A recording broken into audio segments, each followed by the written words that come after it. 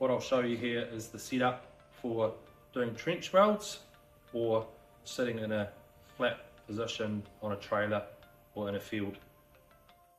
These swing arm clamps are standard on the 200, 250, 315 and 355 welding machines, and as you can see, simple operation.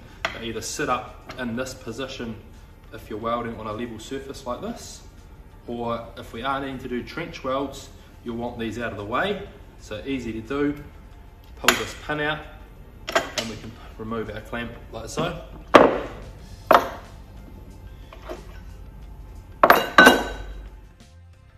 In a trench situation, once we've got the butt welder rotated around the pipe, we can now reattach our top frame, which is very simply done with the same pin.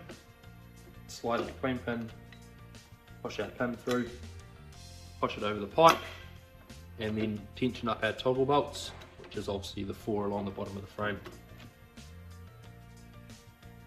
One big benefit is the amount of space that you'll save if you're getting into a trench, whether that's with shoring or with a trench box. By taking the clamp off, you save a lot of space versus other machines.